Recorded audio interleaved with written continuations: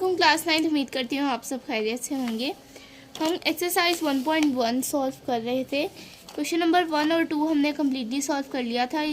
अगर आपने इन दोनों की वीडियो नहीं देखी तो इस वीडियो के डिस्क्रिप्शन मैंने इस वीडियो का लिंक डाला है, आप जाके देख सकते हैं।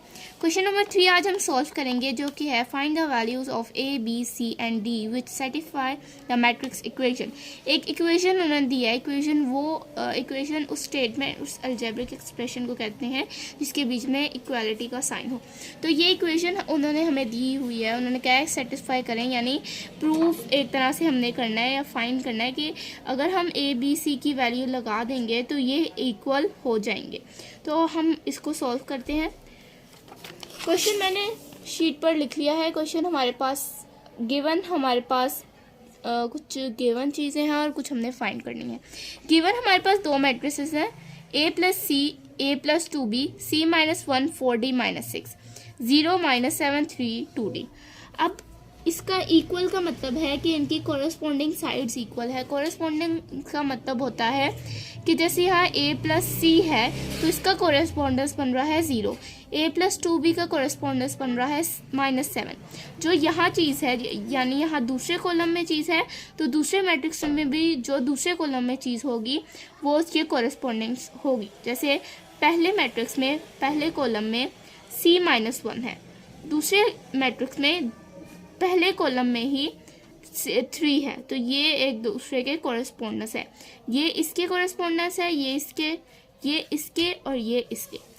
कोरस्पॉन्डेंस का मतलब होता है कि ये दोनों, ये इक्वल है इसके, ये इक्वल है इसके, ये इक्वल है इसके और ये इसके। जैसे a प्लस सी इक्वल है 0 के, a प्लस 2b इक्वल है -7, c माइनस 1 3 के इक्वल है, 4d माइनस 6 2d के इक्वल है। फाइंड हमने करना है a की वैल्यू, b की वैल्यू, c की वैल्यू एंड d की वैल्यू। सॉल्यूशन हमारे पास क्या है, सबसे पहले मैंने यहाँ मैट्रिक्स लिख लिया है। मैट्रिक्स हमने ये यहाँ लिख लिया है। अब हम लिखेंगे, एक स्टेटमेंट लिखेंगे। इन्होंने इक्वल का साइन दिया हुआ है तो हम क्या लिखेंगे, as the given matrices are equal,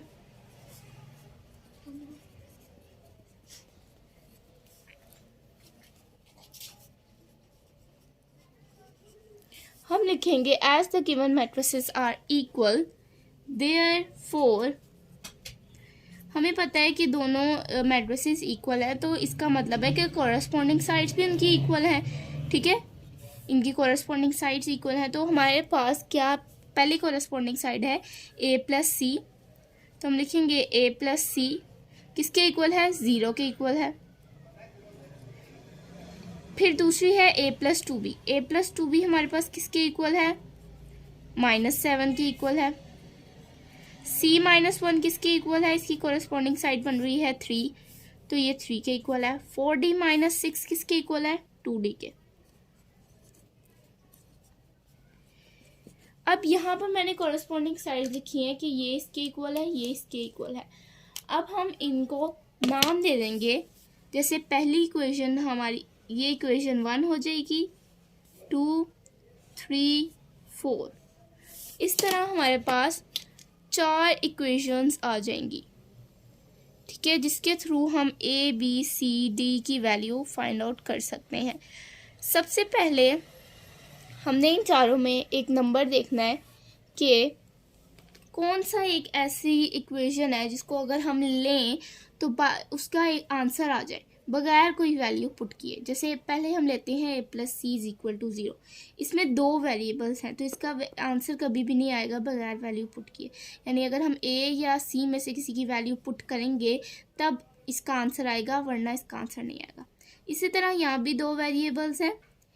यहाँ पर एक वेरिएबल है c, only c is a variable, -1 और 3। यानी अगर हम थर्ड इक्वेशन को लें और उसका आंसर निकालें, c की वैल्यू निकालें, तो अगर हम फर्स्ट में c की वैल्यू पुट करेंगे तो a का आंसर आ जाएगा। a का जैसे आंसर आएगा तो सेकंड इक्वेशन में a को पुट करेंगे तो b का आंसर आ जाएगा। इस तरह पहले c का हमने निकाल लिया, a और b, इन तीनों का आंसर आ गया। d का खुद ही निकल जाएगा, उसमें कोई वैल्यू पुट करने की ज़रूरत नहीं है। आप सोच रहे होंगे कि मैंने 3 को क्यों लिया, 4 को भी ले सकती थी, क्योंकि डी में भी हमने 4 में भी कोई वैल्यू पुट नहीं करनी, हमारा आंसर आ जाएगा। जी बिल्कुल, हमारा आंसर आ जाएगा, डी का आंसर आ जाएगा। लेकिन आप देखें तो हमें डी नहीं चाहिए, हमें सी चाहिए पहली इक्वेशन में ए को फाइंड आउट करने के लिए, और दूसरी इक्वेशन में ए चाहिए बी को फाइंड आउट करने के लिए। इसलिए हम थर्ड इक्वेशन लेंगे जिसमें हम सी निकालेंगे, सी के थ्रू हम 1 2 3 इक्वेशन सॉल्व करेंगे। तो आपने यहाँ पर लिखना है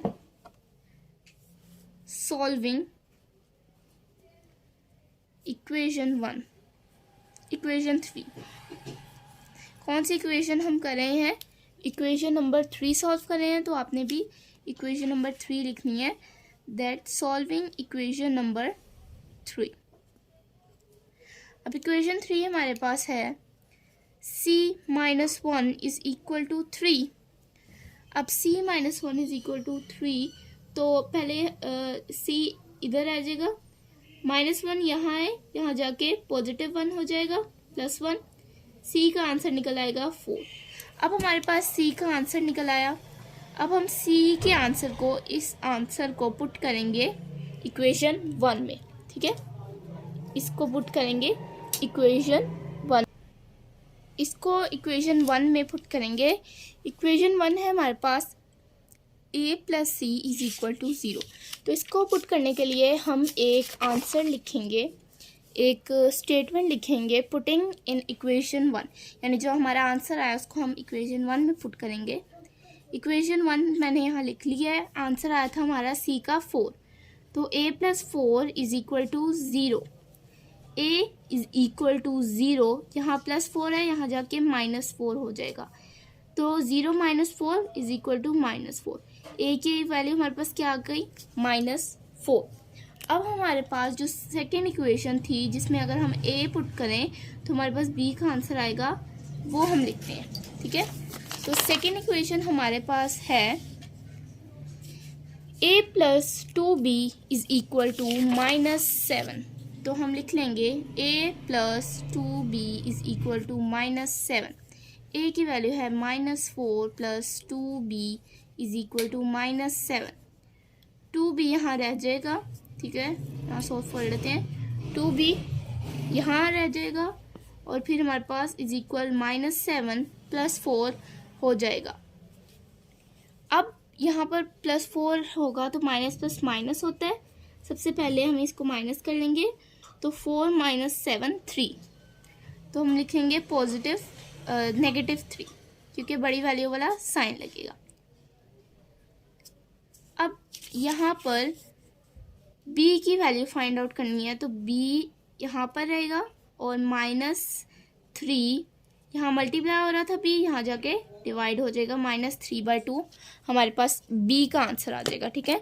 हमने इसको फ्रैक्शन फॉर्म में ही रहने देना है, पॉइंट की फॉर्म में चेंज नहीं करना, तो -3/2 हमारा b का आंसर आ गया। अब इक्वेशन 4 सोल्व करेंगे, कुछ पुट नहीं करेंगे क्योंकि उसमें कुछ पुट होने वाला ही नहीं। कैसे, 4d - 6 is equal to 2d, 4d - 6 is equal to 2d, ये इक्वेशन है हमारे पास। 4d, ये 2d इधर आ जाएगा, या हम इसको ऐसे लिख लेते हैं कि -6 is equal to 2d - 4d, ठीक है, ये पॉजिटिव था, यहाँ जाके माइनस हो गया, 2d - 4d करेंगे तो -2d आ जाएगा, माइनस से कैंसिल। अब यहाँ पर 6 है तो यहाँ जाके 6 जो है डिवाइड हो जाएगा, यहाँ 2 मल्टीप्लाई हो रहा है, यहाँ जाके 6 से डिवाइड हो जाएगा, 2 इज इक्वल टू d, 2 1 ज़ा 2, 2 3 ज़ा 6, तो 3 इज इक्वल टू d, या फिर d इज इक्वल टू 3। ये हमारे पास क्या आ गया, d का आंसर। अब जो हमारे पास a b c d तीनों के आंसर्स आ गए हैं, तो हमने क्या करना है, जो इक्वेशन यहाँ लिखी हुई थी a b c d, ये हमने क्या लिखना है, हम लिखेंगे therefore a is equal to -4, B is equal to -3/2, C is equal to 4 and D is equal to 3. Therefore, दोबारा से लिखेंगे, therefore the matrices satisfy the equation. ठीक है, हमने ये लिख देना है कि the following matrices satisfy the equation. जैसे कि बुक में हमारे पास लिखना था विच सेटिस्फाई द मैट्रिक्स इक्वेशन, तो हमने लिख लिया therefore the matrix satisfy the equation, कि ये हमारी जो इक्वेशन है वो सेटिस्फाई कर रहे हैं कि हमारी इक्वेशन सही है, मतलब इसका आंसर आ रहे हैं. तो आई होप आज की वीडियो आपको समझ आई होगी. बहुत आसान क्वेश्चन था ये, एज अ लॉन्ग नहीं आता, ये एज अ शॉर्ट आता है. तो ये आपने लेकिन बॉक्स बना के लिखना होता है कि ए इसके इक्वल है, बी इसके इक्वल है, सी इसके इक्वल है. ठीक है.